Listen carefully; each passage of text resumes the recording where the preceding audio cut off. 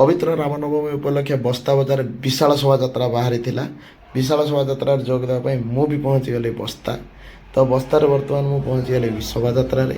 ଶୋଭାଯାତ୍ରାରେ ମୁଁ ଚାଲି ଚାଲି ଯାଉଥାଏ, ତ ସେଥିରେ ସେ ଛୋଟ ଛୋଟ ଭାଇମାନେ ବି ଥାଆନ୍ତି, ମୋର ତ ଯେତିକି ଚିହ୍ନା ଭନା ଥାଆନ୍ତି, ଆଉ ଏତେ ମୋ ସାଙ୍ଗସାଥି ବି ଥାଆନ୍ତି, ଆଉ ତା ସହିତ ବହୁତ ଜନଗହଳିପୂର୍ଣ୍ଣ ବି ଶୋଭାଯାତ୍ରା ଥିଲା। ସବୁଠୁ ଭଲ କଥା ହେଲା ଶୋଭାଯାତ୍ରାକୁ ସୁରକ୍ଷା ଭାବରେ ଚାଲିଥିଲା, ସୁରକ୍ଷା ଦେବା ପାଇଁ ପୋଲିସ ଭାଇମାନେ ବି ଥିଲେ। ତା ସହିତ ଶୋଭାଯାତ୍ରାରେ ବହୁତ ଆଡ଼ମ୍ବର ବି ଚାଲିଥିଲା, ଆଉ ବହୁତ ବିଶାଳ ଶୋଭାଯାତ୍ରା ଥିଲା।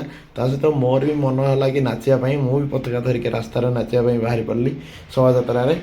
ତ ଏତେ ଭାବପୂର୍ଣ୍ଣ ଥିଲା କି ଶୋଭାଯାତ୍ରା ଦେଖି, ଶୋଭାଯାତ୍ରାରେ ଖାଲିଟାରେ ଚାଲିବା ପାଇଁ ଇଚ୍ଛା ହେଉନଥିଲା, ଯେ ପତାକା ଧରିକି ନାଚିବା ପାଇଁ ମନ ହିଁ ହେଲା, ଗୋଡ଼ ହିଁ ଉଠୁଥିଲା। କାହିଁକିନା ସେଠି 2ଟା 3ଟା ଡିଜେ ବାଜୁଥିଲା। ଏଠି ବି ଗୋଟେ ଛୋଟ ଭାଇଟା ଆସିଲା, କହିଲା ଭାଇ ନାଚିବା ଚାଲ। ମୁଁ ଠିକ୍ ଅଛି ନାଚିବା। ତାପରେ ସେଠି ନାଚିବାରେ ବି ଏନ୍ଜୟ ଚାଲିଲା। ତା ସହିତ ପ୍ରୋଟେକ୍ସନ୍ ବି ଥାଏ, କାହିଁକିନା ରାସ୍ତା ଭିଡ଼ ହୋଇଯାଉଥାଏ, ରାସ୍ତା ବି କ୍ଲିୟର କରାଯାଉଥାଏ, ଗାଡ଼ି ମଟର ଯାଉଥାଏ। ତ ଏତେ ମାତ୍ରାରେ ଲୋକ ଦେଖନ୍ତୁ, ଯାଇକି ମାନେ ସୋରିଷ ବୁଣିଲେ ବି ଥରେ ପଡ଼ିବ ନାହିଁ। ଆଉ ଉପରେ ତ ପତାକାମୟ ପୁରା, କହିବା ପାଇଁ ପଡ଼ିଲେ ପତାକାମୟ ପୁରା। ଏଠି ଆମେ ଡିଜେ ଆଗକୁ ଆସିଗଲୁ, ଡିଜେ ଆଗରେ ଚାଲିଛି ପ୍ରସେସନ୍। ତ ଡିଜେ ଆଗରେ ବି କିଛି ସମୟ ବିତେଇଲି। ସମୟ ବିତା ଗୋଟେ ସାଙ୍ଗ ବି ଆସିଗଲା। ସାଙ୍ଗ ହେଲା ନାଚିବା, ମୁଁ ନାଚିବା, ଚାଲ ନାଚିବା। ତାପରେ ଇଏ ବି ଛୋଟ ଭାଇଟେ ଗୋଟେ ଆସିଗଲା ନାଚିବା ପାଇଁ। ତାପରେ ଏଠି ଏତେ ଭାବପୂର୍ଣ୍ଣ ଥିଲା କି ମାନେ ମୋର ତ ଏଇଟା ପ୍ରଥମ ଥର।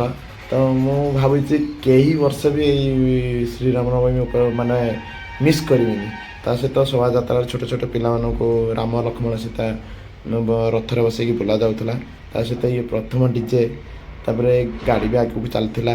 ତ ଇଏ ଦ୍ୱିତୀୟ ଡିଜେ। ଏଠି ନିଆଁ ଖେଳ ବି ଚାଲିଛି, ତ ଏଠି ନିଆଁ ବାଡ଼ି ଖେଳ ଚାଲିଛି।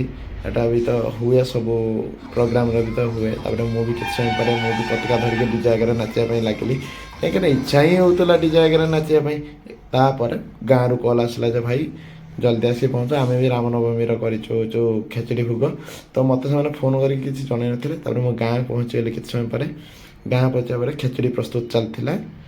ଖେଚୁଡ଼ି ତ ସାଙ୍ଗସାଥିମାନେ ଆରେଞ୍ଜ କରିଦେଇଥିଲେ। ତାପରେ ମୁଁ ଯାଇ ପହଞ୍ଚିଲା, ଖେଚୁଡ଼ି ପ୍ରସ୍ତୁତ ଚାଲିଛି, ହେଇନାହିଁ କମ୍ପ୍ଲିଟ୍।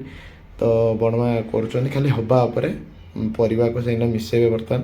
ଖେଚୁଡ଼ି ହେଇଯିବା ପରେ ପରିବାଟାକୁ ମିଶାଇ ଦେଲେ ଖେଚୁଡ଼ି ହେଇଯିବ। ତାପରେ ଖେଚୁଡ଼ି ପ୍ରସ୍ତୁତ ହେଇଗଲା। ପିଲାମାନେ, ଗାଁର ପିଲାମାନଙ୍କୁ ସମସ୍ତଙ୍କୁ ଦିଆଯାଉଛି ଖାଇବା ପାଇଁ।